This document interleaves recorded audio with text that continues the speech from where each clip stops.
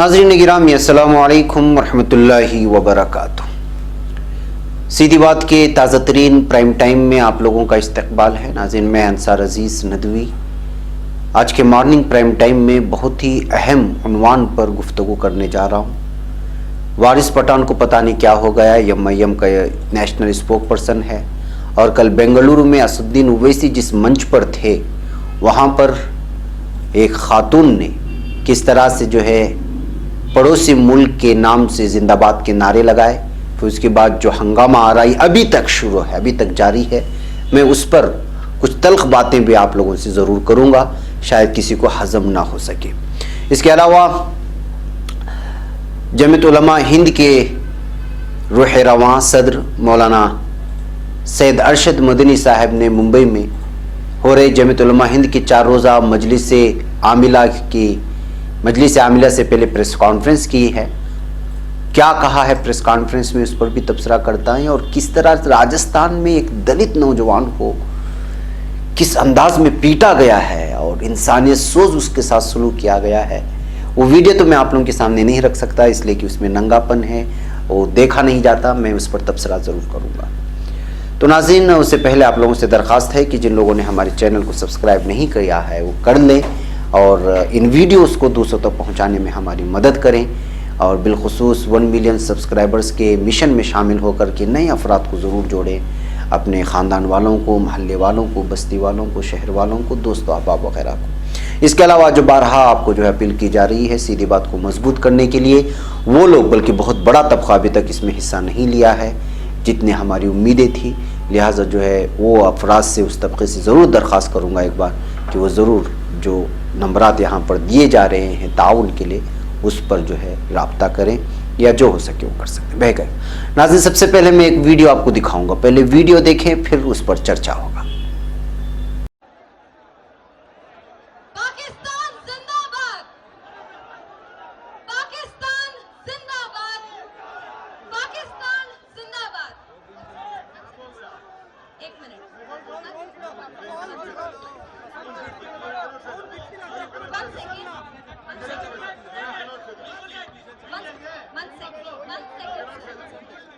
हिंदुस्तान जिंदाबाद,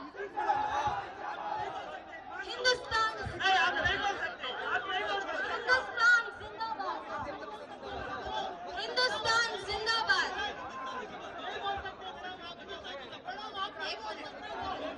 हिंदुस्तान जिंदाबाद।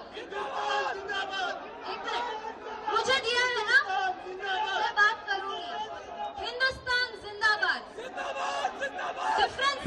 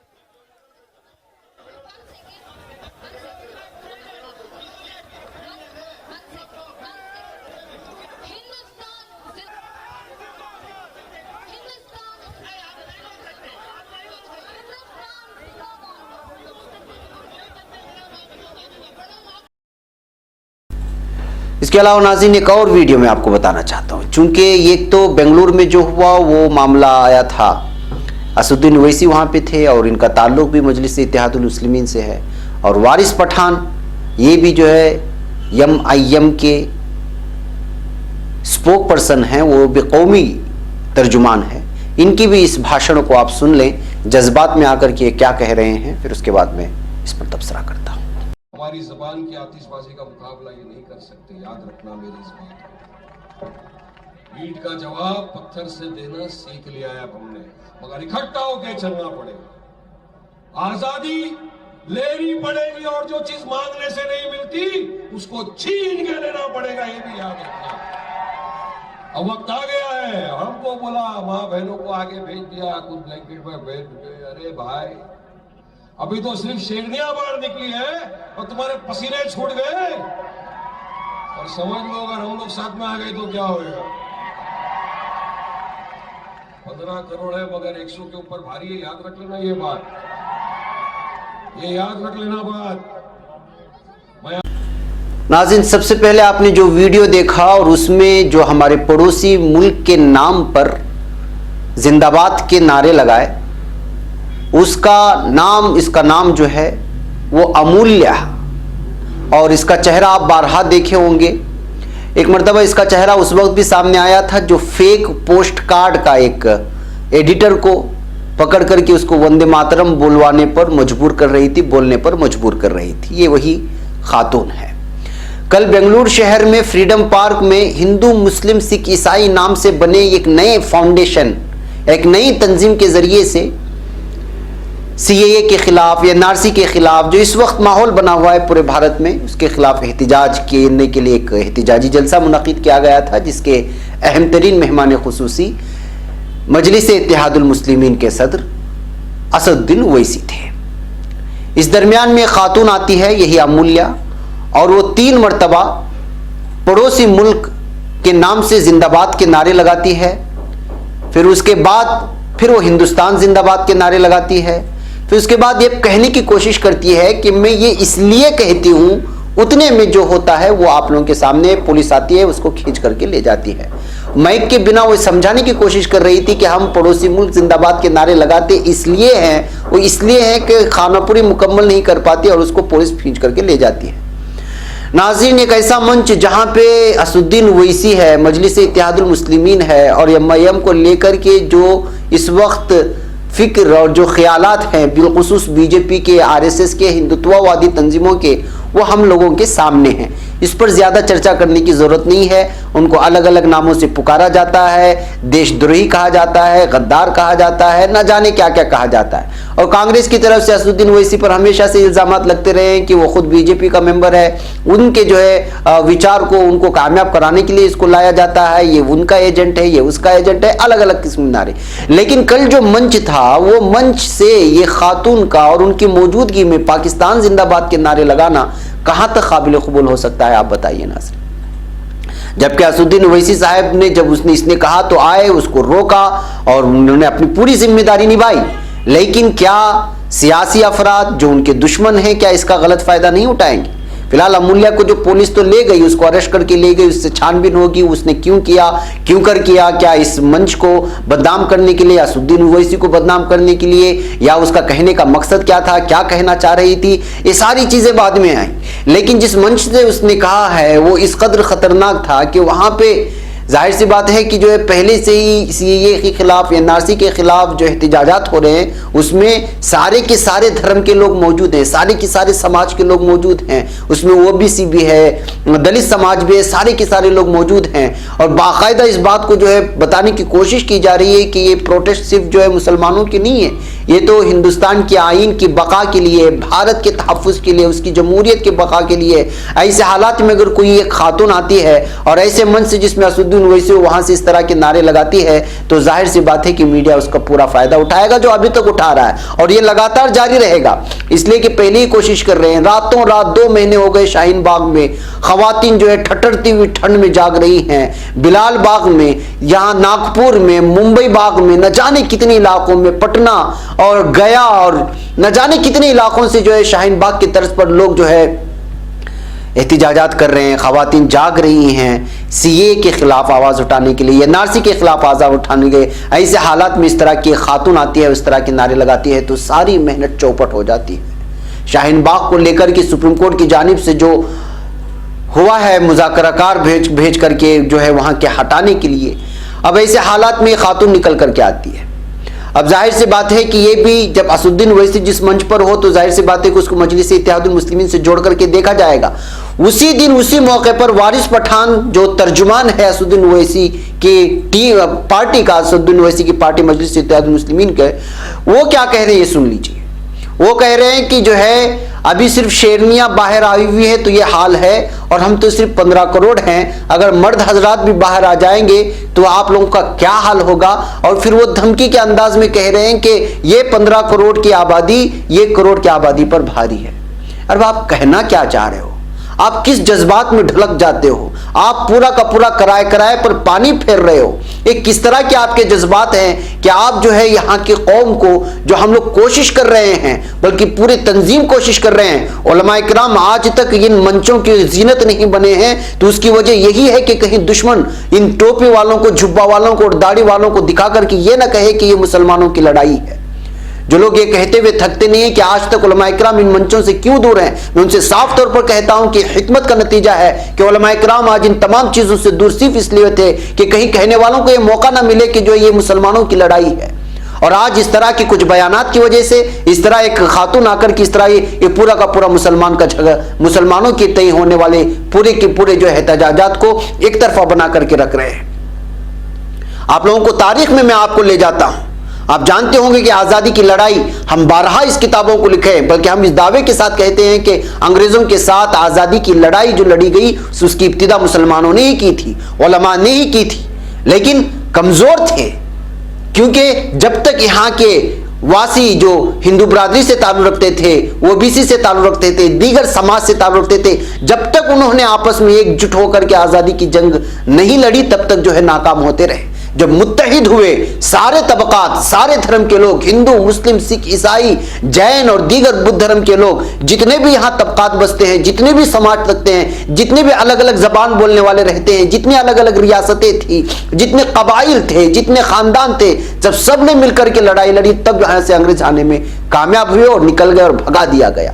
ऐसे हालात में अगर कोई शख्स खड़ा होता है, हाँ साफ बात है कि वारिस पठान कोई पूरे कौम का तर्जुमान नहीं है, असदुद्दीन ओवैसी कोई पूरे मुसलमानों के कौम का तर्जुमान नहीं है, वो एक सियासी पार्टी है, वो सियासी पार्टी के नेता हैं। हाँ, ये बज़ाहिर कोई कौम के तर्जुमान नहीं है, और उनके अगर कहने से इसका मतलब ये नहीं कि पूरी कौम इसकी तर्जुमानी कर रही है, लेकिन इस वजह से जो कौम इस वक्त मुत्तहिद होकर के अलग अलग एहतिजाजात मुनाकिद कर रही है, उस पर इन लोगों के बयानात का असर पड़ता है। और ऐसा हुआ कल से लेकर के आज तक जो डिबेट हो रहे हैं नेशनल मीडिया में, जो कोशिश कर रहा था कि इन एहतिजाजात को कमजोर करे, जो कोशिश कर रहा था कि इन एहतिजाजात को जो है एक साजिश का नतीजा बताए, जो ये कोशिश कर रहे थे कि इन एहतिजाजात को एक सियासी पार्टियों से वाबस्ता अफराद का एक जमघट्टा कहें या हुजूम कहें या भीड़ कहें, कि जो है किसी के इशारे पर ये सारी चीजें हो रही हैं। कल के सिर्फ एक बयान से वारिस पठान के और इस खातून के एक नारे से पूरा का पूरा बर्बाद हो गया। अब इसकी जिम्मेदारी कौन लेगा? क्या एमआईएम इस बात की जिम्मेदारी लेगी? माफ कीजिएगा कि मैं बहुत दफा जो है एमआईएम की खबरें भी दिखाता हूं, जब वो अच्छा काम करते हैं, जब वो मुसलमानों की हिमायत में, उनकी दिफा में आकर के खड़े होते हैं, बोल लेते हैं, लेकिन जज्बात में आकर के कल वारिस पठान ने जो कहा है, उसका नुकसान की भरपाई अब कौन करेगा? गुज़श्ता 2.5 महीनों से खवातीन जो मुश्किलात बर्दाश्त कर रहे हैं, खुद यही लोग मुख्तलिफ जगहों पर जो है इस तरह के जो है एहतिजाजात मुनाकिद कर रहे हैं, कामयाब हो रहे हैं, लाखों की तादाद में लोग जमा हो रहे हैं, लेकिन इन सब का क्या हुआ? सिर्फ एक बयान से कल पूरा के पूरे हवा निकल गई गुब्बारे से। तो नाजरीन, हम लोगों को भी अंधी अकीदत में, अंधी क़ियादत में जाना नहीं है, जो मुंह में आए वो बोलना नहीं है। हिकमत का दामन थामे हुए जज्बात में अगर आ भी रहे हैं तो पूरे होश के साथ जो है हमको बयानबाजी करनी होगी। जाहिर सी बात है कि एक मर्तबा असदुद्दीन ओवैसी के भाई अकबरुद्दीन ओवैसी ने जो बात हैदराबाद में कही थी, उसके बाद क्या सिचुएशन पैदा हुई। आज क्या वारिस पठान वही जबान बोल रहे हैं? और यही हुआ। और जो हालात कल से जो सोशल मीडिया में जो बहस चल रही है, जिस अंदाज में शाहीन बाग के खवातीन को निशाना बनाने की कोशिश की जा रही है, जिस अंदाज में पूरी की पूरी तहरीक जो छेड़ी गई थी 2.5 महीने से, उसको मुसलमानों से जोड़ करके कमजोर करने की कोशिश की जा रही है, सिर्फ एक बयान से और फिर उस खातून के जो है जिंदाबाद के नारे लगाने से, तो आप महसूस करते हैं कि कितना बड़ा नुकसान हुआ है। ऐसे हालात में ऐसे लीडरान जो खुद को कौम के तर्जुमान कहने पर तुले हुए हैं, वो वाजे कर ले, अपने जहनों में वाजे कर ले कि हमारे मस्जिद में पढ़ने वाले नमाजी और हर महल्ले के लोग अभी तक मस्जिद के अयम्मा से कटे नहीं हैं। आज तक हिंदुस्तान की पूरी आबादी अपने मदारिस से और अपने उलमा से कटी हुई नहीं है। लिहाजा अपने जहन में ये जरूर तौर पर ये कर लें कि जब तक हमारा ताल्लुक मसाजिद से, अइम्मा से, उलमा इकराम से होगा, अगर आप ये कहते हैं कि उलमा इकराम आज इस मैदान में नहीं आ रहे हैं, वो बुज़दिल हो चुके हैं, मदारिस के तलबा को नहीं भेजा जा रहा है इसलिए कि बुज़दिल हो चुके हैं, तो आप इसमें बहुत गलत हैं। जो उलमा अपनी तन्हाई में बैठ करके, तहज्जुद की नमाज में तन्हाई में बैठ करके जो सोच सकते हैं मुस्तकबिल के बारे में, वो मैं और आप नहीं सोच सकते। लिहाजा जो निशाना बनाते हैं वो बच सके। जब आप जज्बात में आकर के कोई भी किसी भी तरह की बात करते हैं तो 2.5 महीने की बर्बाद मेहनत किस तरह ज़ाय होती है, ये वारिस पठान की इस बयान से और इस खातून के मन से जिंदाबाद के नारे लगाने से आपको अंदाजा हो चुका होगा। इसलिए कि सारी की सारी मेहनत बेकार हो गई है। सोशल मीडिया में जाकर के देखिए, फेसबुक में जाकर के देखिए, कल 3 बजे से बल्कि कल 5 बजे से शुरू हुई बहस अभी तक खत्म नहीं हुई और मुझे महसूस होता है कि बहस आगे भी चलेगी और उस वक्त तक चलेगी जब तक कि शाहीन बाग के तर्ज पर जो एहतिजाजात हो रहे हैं, सीए के खिलाफ जो एहतिजाज हो रहे हैं, जो तहरीकें चल रही हैं, उसको नाकाम ना कर दें और पूरा मीडिया इसके पीछे पड़ा हुआ है। लिहाजा हमें होश के नाखून लेना चाहिए। ऐसा नहीं कि सामने लाखों की तादाद को लेकर के जज्बात में आकर के कुछ भी बोल ले। ऐसा ही हो रहा है। कुछ सोशल मीडिया लिखारी भी ऐसी कर देते हैं जिस तरह की खिंचाई इस वक्त उलमा इकराम को लेकर कर रहे हैं। हकीकत यह है कि उलमा इकराम पूरी तरह पुष्टपनाही कर रहे हैं, पूरी तरह अपनी तन्हाई में उठ करके इन लोगों के लिए दुआएं कर रहे हैं। अगर किसी दिन वो किसी मंच की जो है जीनत बन गए तो समझ लीजिएगा कि इस तहरीक को कमजोर करने के लिए वो पूरी फाशिस्ट कुव्वतें सामने आ जाएंगी और सोशल मीडिया में एक किस्म का एक आग लग जाएगी और लोग इसको साबित करने पर तुले हैं और साबित करके रहेंगे। इसलिए कि इस वक्त झूठ का ये बोलबाला है और मीडिया उसकी पूरी तरह से पुष्टपनाही कर रहे हैं। जी हाँ नाज़रीन, ये आज के अहम तरीन मेरा आपको पैगाम था जो आप लोगों के सामने रखना था। कल जो वारिस पठान ने तर्जुमानी की और सदीन ओवैसी के मंच से जो कुछ भी हुआ उसकी वजह से। आइए मैं अब आपको ले चलता हूँ मुंबई की जानिब। मुंबई में जमीयत उलमा का एक बहुत बड़ा इजलास होने जा रहा है। इसके ताल्लुक से जमीयत उलमा हिंद के सदर मौलाना सैयद अरशद मदनी ने प्रेस कॉन्फ्रेंस किया है। आइए देखते हैं कि उन्होंने क्या कहा है। जमीयत उलमा हिंद के सदर मौलाना सैयद अरशद मदनी ने मुंबई में शुरू हो रहे जमीयत उलमा हिंद के 4 रोज़ा मजलिस आमिला और मजलिस मुंतजिमा के इजलास से कबल मुंबई के मराठी पत्रकार संघ में एक पुरहुजूम प्रेस कॉन्फ्रेंस में सहाफियों से गुफ्तगू की। इस दौरान मौलाना अरशद मदनी ने अपने ख्यालात का इजहार करते हुए कहा कि हमारा मुल्क हिंदुस्तान सदियों से अमन व इत्तेहाद और मोहब्बत का गहवारा रहा है। ये एक कसीर सकाफती और कसीर लिसानी मुल्क है जिसमें तमाम मज़ाहिब के लोग सदियों से एक साथ रहते आए हैं। जमीयत की तरफ से जारी करदा एक प्रेस रिलीज में ये मालूमात दी गई है। मौलाना अरशद मदनी ने कहा, मजहबी रवादारी हिंदुस्तान की बुनियादी शनाख्त है। हमारे मुल्क का आइन हर शहरी को बराबर के हुकूक देता है और हर मजहब, जबान, इलाके की बुनियाद पर किसी शहरी के साथ भेदभाव करना हिंदुस्तान के आइन की रूह के सरासर खिलाफ है। मगर अफसोस इधर चंद बरसों से जिस तरह मुल्क की मौजूदा हुकूमत सिर्फ सियासी मफादात की तकमील के लिए मजहबी बुनियाद पर नफरत का बाजार गर्म किए हुए है और जिस तरह अकलियत और अक्सरियत के दरमियान इख्तलाफात की एक दीवार खड़ी करके वोट बैंक की सियासत कर रही है, इससे मुल्क के हालात इंतहाई धमाका खेज हो चुके हैं। उन्होंने कहा कि हुकूमत सीए, एनपीआर और एनआरसी के आड़ में फिरकावाराना एजेंडे के तहत मुल्क को हिंदू राष्ट्र बनाने के अपने नापाक अज़ाइम की तरफ अमली तौर पर कदम बढ़ा रही है, जिसमें मजहबी अक़लियतें अपने मजहबी तशक्कुस से महरूम होकर अक्सरियत में जम होकर रह जाएंगी। बैगफ नाज़रीन, मौलाना मौसूफ ने इस मौके पर बहुत सारी बातें कही जो इस वक्त हालात बने हुए सीए के खिलाफ, एनआरसी के खिलाफ, उससे होने वाले जमहूरियत को जो नुकसान होगा, जो इत्तेहाद में नुकसान हुआ, वो सारी चीज़ों को जो है पत्रकार के सामने, सहाफ़ियों के सामने रखा। और आप लोगों को मालूम होना चाहिए कि 23 फरवरी को आज़ाद मैदान में मुंबई के कुल हिंद तहफ़्फ़ुज़ जमहूरियत कॉन्फ्रेंस होगा और उसमें जो है मुख्तलिफ मज़ाहिब के रहनुमा और सरबराहान शरीक होंगे। मुंबई के लोगों से और उसके आसपास के लोगों से सीधी बात अपील करता है कि इस इजलास को कामयाब बनाने में पूरी तरह से ताउन करें। हर फर्द जो है इस इजलास में शरीक होकर हज़रत मौलाना की आवाज़ को सुने और जो मुख्तलिफ हिंदू, सिख, ईसाई, हर मज़हब से जो यहाँ पर धर्मगुरु तशरीफ़ ला रहे हैं उनकी बातों को सुन करके जो एनआरसी और सीए और इसके खिलाफ जो एहतजाजात हो रहे हैं और जो प्रोग्राम मुनाकिद हो रहा है उसको पूरी तरह से कामयाब बनाएं। नाज़रीन, आइए एक और आपको ले चलता हूँ राजस्थान, जहाँ पर दलित को हैवानियत, जिससे हैवान भी शर्मा जाए, इंसानियत सोच सलूक इख्तियार किया गया है। मैं वीडियो तो आप लोगों के सामने नहीं रख सकता, इसलिए कि इसके साथ जो लड़के के साथ किया गया है वो देखने के काबिल नहीं है। मैं कुछ तफसीलात आपको रख देता हूँ। राजस्थान के नागौर जिले में मुबैना तौर पर चोरी करते हुए पकड़े गए 2 दलितों की बेरहमी से पिटाई का मामला सामने आया। पुलिस ने इस मामले में 7 लोगों को हिरासत में लिया, उसके साथ दूसरे लोगों को भी हिरासत में लिया गया। दलितों की बेरहमी से पिटाई का वीडियो वायरल होने के बाद यह मामला सामने आया है। दोनों चचाजाद भाई हैं। पांचोड़ी थाने के थाना इंचार्ज राजपाल सिंह ने बताया कि वाकया इतवार को एक दो पहिया गाड़ी कंपनी के शोरूम में हुआ। शोरूम के मुलाजिमीन ने मुबैना तौर पर चोरी करते पकड़े गए 2 लोगों से बेरहमी से मारपीट की। इसका वीडियो भी बना लिया गया। इस सामने आने के बाद मुतासरीन ने बुध को मामला दर्ज करवाया है। बैगब नाज़रीन, जिस तरह से यहाँ पे मुलजिमीन को मारा गया है वो जो है नाकाबिले बयान है। नाज़रीन, ये वीडियो आपके मोबाइल सोशल मीडिया के जरिए से आई होगी। आप उसको देख करके महसूस कर सकते हैं कि किस तरह से उनको तकलीफ दी गई और उनको नंगा करके मारा गया और किस तरह से जो है उनके शर्मगाहों का इस्तेमाल करते उनको तकलीफ देने की कोशिश की गई और फिर जुल्म पर जुल्म ये कि उसकी वीडियो बना करके उसको आम भी किया गया।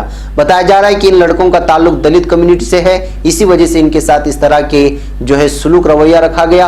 हम जो है महसूस कर सकते हैं। मैंने 2 दिन कबल भी, बल्कि कल ही के प्राइम टाइम में गुजरात की एक खातून की कहानी सुनाई थी, दलित खातून की, किस तरह उसके साथ जुल्म व तशद्दुद अपनाया गया और उसके बाद आज ये वीडियो वायरल हुई है। इन तमाम चीज़ों को मद्देनजर रखते हुए आप सोच सकते हैं कि हिंदुस्तान में वो समाज जिनको पिछड़ा कहा जाता है, अक़लियत से ताबीर करते हुए जो है उनको दलित कहा जाता है, उनके साथ जो है किस तरह का हैवानियत वाला सुलूक इख्तियार किया जा रहा है। बैकब नाज़रीन, यही आज की प्राइम टाइम की कुछ मुख्तसर खबरें थी जो आपके सामने रखना था और पैगाम था। लिहाजा जो पहली खबर मैंने आप लोगों के सामने रखी है उसको गौर से सुने और फैलाने की ज़रूर कोशिश करें ताकि हमारी जो तहरीकें इस वक्त चल रही हैं वो किसी भी तरह से किसी शख्स की वजह से कमज़ोर न पड़े। नाज़रीन, मुझे यहाँ पर इजाज़त दें। अस्सलामु अलैकुम व रहमतुल्लाहि व बरकातहू।